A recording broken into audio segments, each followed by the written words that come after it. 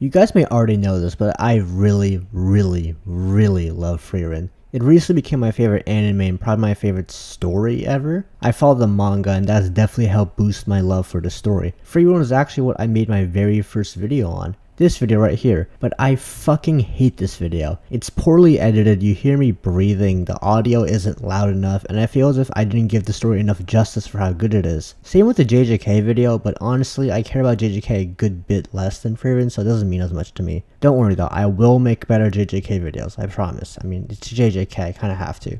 Probably when season 3 comes out. But I really want to make a video that put more effort into doing Frieren justice. And that's what this video is. Think of it as an enhanced version of my first video. I also talk about the characters, but much more characters, and I'll talk about the main overarching theme with the characters, and really everything that makes Frieren so good. And that is the theme of the beauty of humanity. Something that I feel is a nice refresher in times where stories and reality often paint a bleak picture of our kind. Those stories are necessary as well, but it is nice to have a positive outlook every once in a while. So for all the reasons above, and in celebration of Frieren Season 2 being announced, let's dive in, shall we? Frieren is a story about our favorite short and dumb elf's journey throughout her entire life. And Frieren has had a long life. She's over 1,000 years old. 1,000 years ago from today would be in the Middle Ages. And even though I took AP World History and got a 5 on the exam, I could not tell you a single thing about that time period. But the point is that life was completely and utterly different then, and an unimaginable amount of stuff has changed. But the one constant throughout human history is, well, humans. We've been around throughout the course of history and done many good and bad things. And just like in our reality, Frieren has seen the actions of humans for a millennia. So looking at things from her point of view is really how we'll see the beauty of humanity in the world of Frieren. Let's start the very first human she'd meet, Flamme. Flamme would save Frieren after her village got raided and burnt down by demons. She'd then take her in as a student and taught her everything she knew, mainly to do with her technique of mana suppression to deceive and defeat demons. A tactic that is, for lack of a better term, cowardly and dishonorable. Now it's not a particularly powerful tactic for how legendary Flamme was as a mage. Her abilities were at a point where a millennia later people think of her as a fictional myth. But it was enough to beat demons, and that's really all the use Flamme needed for combat magic, because her goals were to spread magic for everyone to use, not use it as a weapon, which was a stark contrast to Flamme's teacher herself, Ciri. Ciri was and still is the strongest mage there is, but she wasn't a peaceful mage. She was very into refining magic into the best weapon possible. But even though that was her belief when she taught Flamme magic, Flamme never shared those beliefs. She saw the potential beauty of a world where everyone could experience the world of magic. Her favorite spell was one that made a bed of flowers. For someone of her stature and power, this is a very insignificant spell. Yet it remained her favorite spell for her entire life. But while she was alive, she didn't really make Frieren feel those same feelings about magic. As Frieren herself says after a while, "Sounds to me like you really do love magic, Mistress Frieren."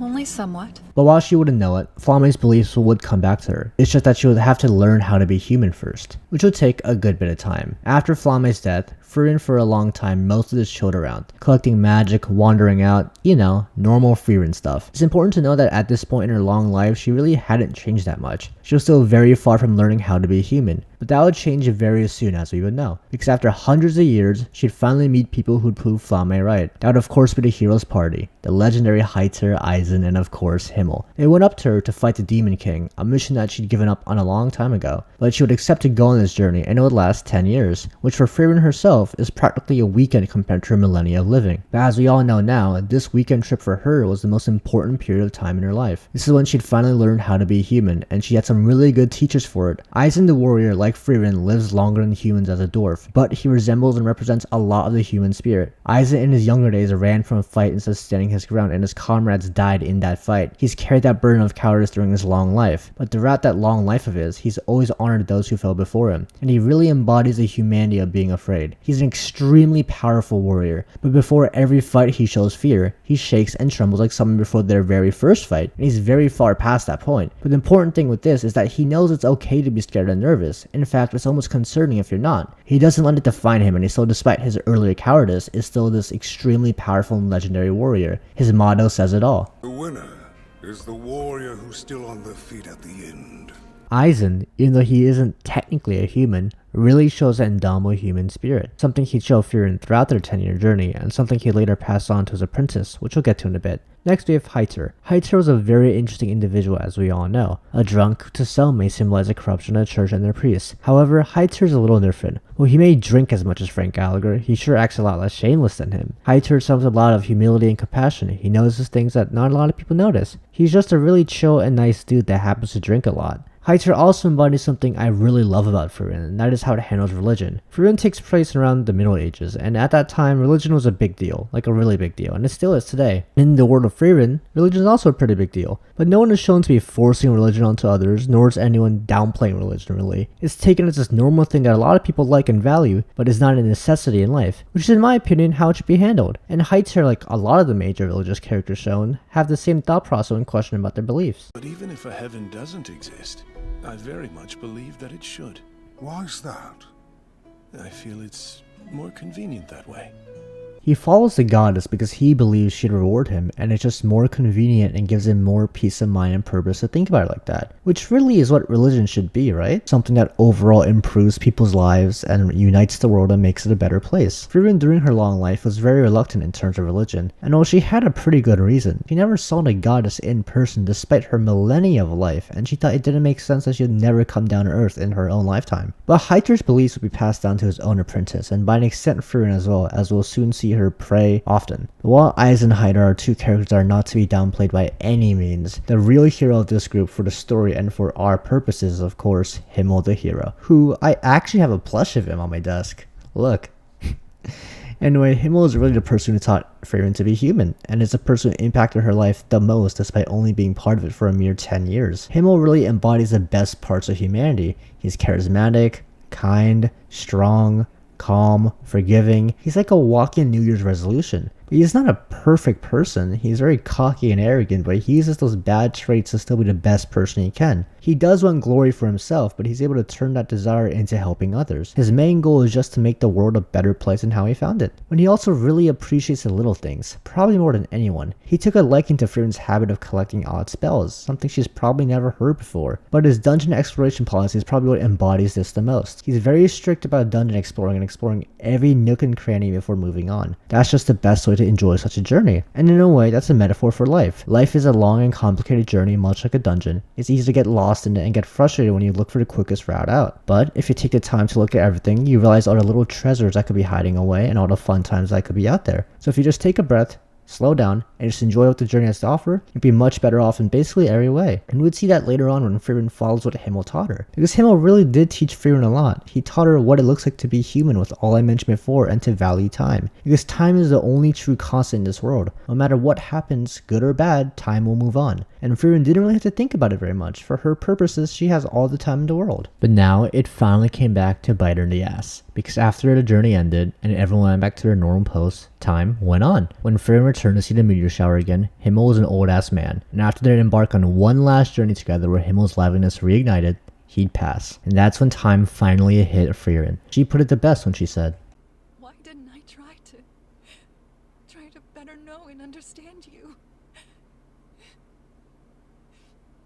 So while Himmel and the rest taught Frieren how to be human and what it's like to be human, she hasn't fully learned and realized it yet. She'd do that in her next journey with new companions, which is the Beyond Journey's End part of the name of the story, because, you know, it's beyond the original Journey's End. Just I should point that out. Anyway, Frieren's new journey will be sparked by our old friend Heiter, who after Himmel's death went out to try to make more of a difference in the world, showing that Himmel didn't only impact Frieren so much, but everyone he'd ever interact with, to be shown throughout this next journey. During Heiter's endeavors, he came across an orphan from a war-torn village. Should be none other than her favorite purple-haired mage, Frieren. Heiter would take her in and raise her until he'd himself eventually pass. But before he'd bite the dust, he got to see a glimpse of this new changed Frieren that was brought upon by their journey together, and I'm sure that he was very happy to see that before his death. Frieren's origins are very similar to that of Frieren's. Frieren's village was raided by demons, and then she was taken upon by Flamme to learn magic. Frieren's village was torn apart, and then she was brought upon to learn magic by Heiter, who directed her to Frieren. Heiter's last act in life was to trick Frieren into being forced into taking Frieren under her care. He got her to translate the spellbook, which took years. Frieren initially refused the offer of taking Frieren in, saying that's too dangerous for someone like her who doesn't have the skills yet. But after those years, Frieren is at this point skilled enough as a mage. She had a crazy drive to develop her skills because she wants to be a mage for Heiter to pay him back, something Frieren herself would soon do.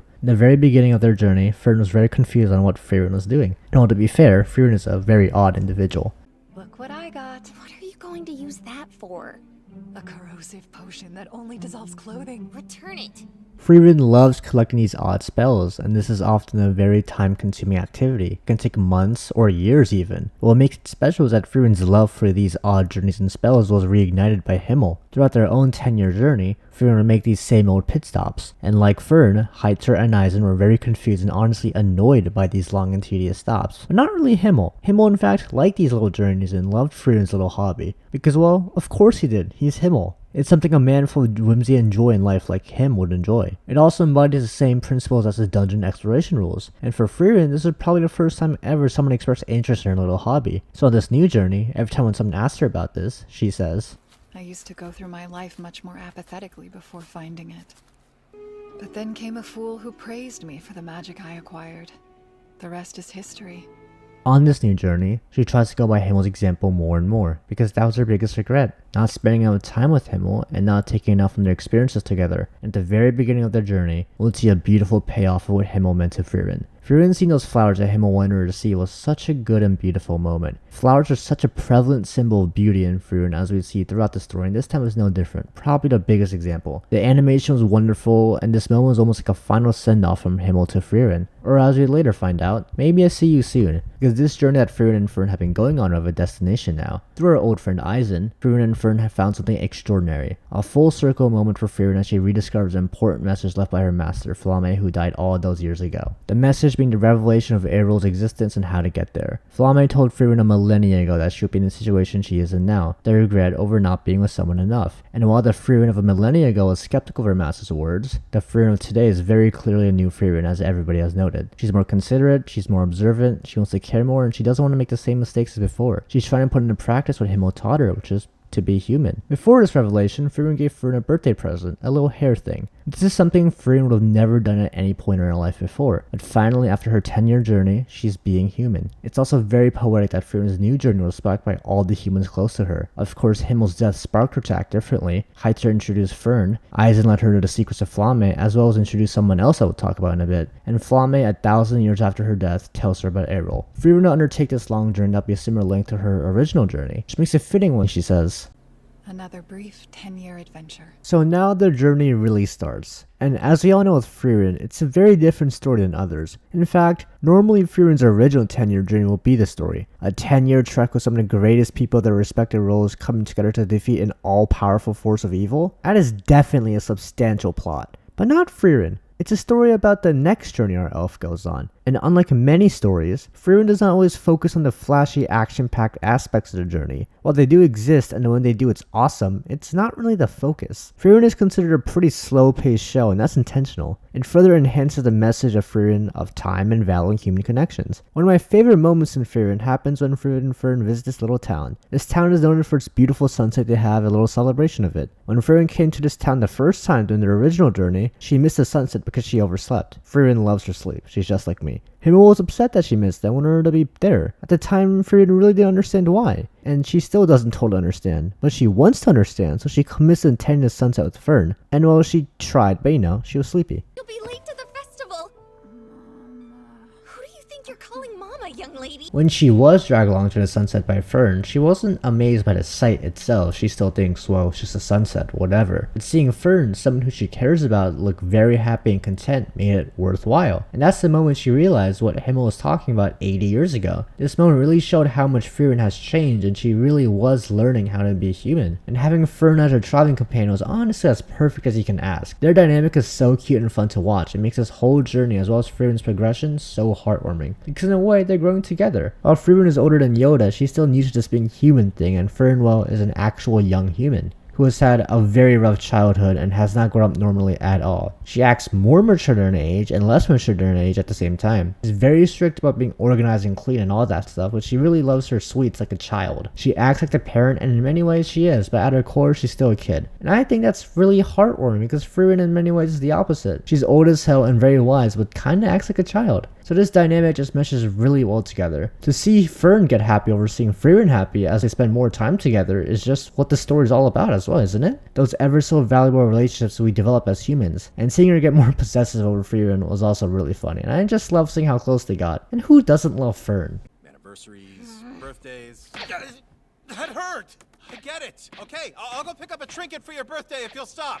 Frieren went on to adjust to only Frieren, because in the middle of their journey, they meet their next member of the party, Eisen's apprentice Stark. Stark is a very fun character and exactly what Frieren and Frieren needed. At face value, when you first meet him, he's the biggest coward you'll see, not wanting to face a dragon for no other reason than he was scared. But after some convincing from Frieren, and by convincing I mean straight up lying, Stark fought the dragon and killed it. Fairly easily too. Stark wasn't weak. He's actually absurdly strong. Even before he fought the dragon, we saw this dude cut a mountain in half. He just had confidence issues, and Frieren throwing him in the deep end helped him get through it. And Frieren had all the confidence in the world and Stark to succeed no matter what he thought of himself because of her experience with Eisen. The whole reason Eisen took Stark under his wing was that he reminded him of himself. Just like himself, Stark ran away as his village got raided. That stuck with Stark his whole life and is a big reason for his major confidence issues. Now with Frieren and Frieren, Stark grew a tremendous amount. Not just with his confidence issues though. The addition of Stark to the party was really important for Frieren, because she needed to interact with someone her age for really the first time in her life. And Stark really was a perfect person for Frieren to be with, because at the very beginning they're polar opposites. They clashed in the beginning just because they were really different. But over time that they spent together, they grew on each other as people tend to do. They started getting familiar with each other and get comfortable with each other, which really is so cute to watch play out. Two awkward teenagers trying to figure it out while traveling with the grandma child. So cute in fact that people want them to get together, and not just fans.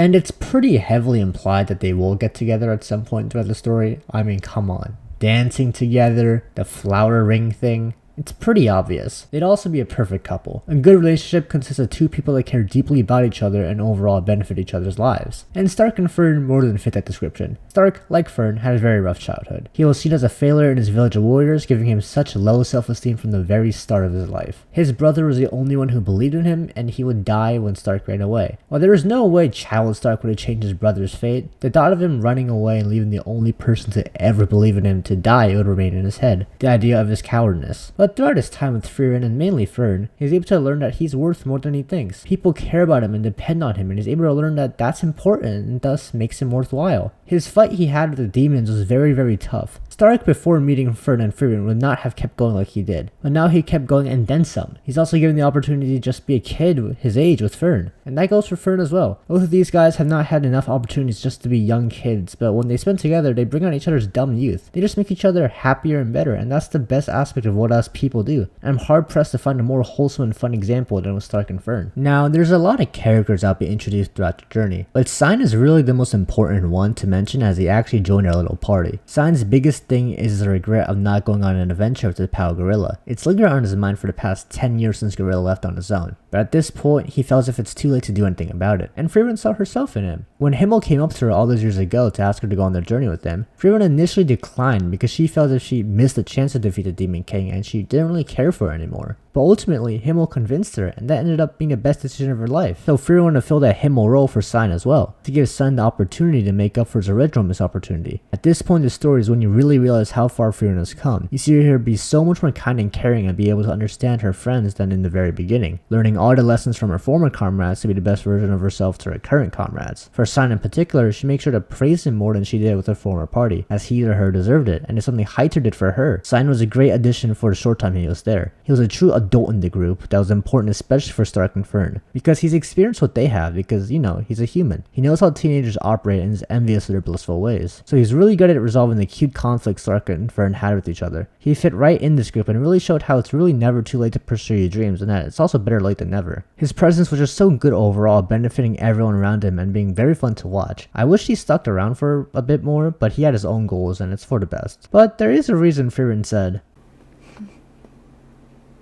It would be embarrassing when we met again. Now there's a bunch of other characters that are worth mentioning, Vo and Denkin, that are wonderful and also represent the ideas of this video, but I feel like I've hammered in the point already, with all these characters representing what makes us so interesting and great. Frieren's characters show the beauty of humanity in so many ways, and the main one is really how people make each other better. We see it so often how none of our characters would be where they are now without each other, and that's what makes us so great. But I do want to go over something really quickly that I think Frieren does so well too, and that's how they address the bad parts of humanity. Frieren really doesn't show us any downright bad person, but as we all know, humanity is far from perfect and full of those bad people. So how does this story that shows us all the great things about humanity handle the bad aspects without showing us any bad people? And how they do it is how they present the demons. The demons are really the main antagonistic force in the story. They are an all-evil species. They lack a physical capability to feel certain human emotions like guilt or shame. They are the antithesis of mankind, a species devoted to manipulation and power. They learn the human language for the sole purpose of making it easier to kill them. They pride themselves in being as strong as possible compared to others. A lot of people feel that making a demon so one-dimensional really robs the story of depth, and in a way I guess it does, but the focus of this story is not the demons. The focus of this story is Frieren's journey of becoming human and showcasing the light side of our kind. This story did not need a very nuanced villain for the arcs in the anime. When the demons showed up in the anime, their purpose was really to show what inhumanity looks like, what true evil looks like, and ultimately why lose to humanity, because of their over-arrogance and their lack of emotion. But I do agree that having this as the only antagonistic force could be a little underwhelming. But that's before I read the manga. So here's your warning for manga spoilers, because I'll be talking about a major arc in it. The El Dorado arc was really my inspiration for this video. El Dorado is about a certain demon, Mocked. Mocked is a very interesting demon. He is like all other demons in the sense that he is incapable of feeling certain critical human emotions. But unlike most of his kind, he was curious in why this was the case. He saw humans feel these emotions and wonder why he can't. So he went on to this town and allied with its leader. Over many years, Mocked worked under the leader, Gluck. For humans, this alliance would have led to a deep relationship full of trust and care, and what it did to an extent, he did foster a deep alliance. But as was always the plan, he turned Gluck into gold, which is his power, effectively killing him. And Mocked, after spending all that time with Gluck developing this relationship of trust, felt nothing as he killed him, showing that even if a demon wanted to be human, they physically are not able to, which shows the tragedy Mocked was born with.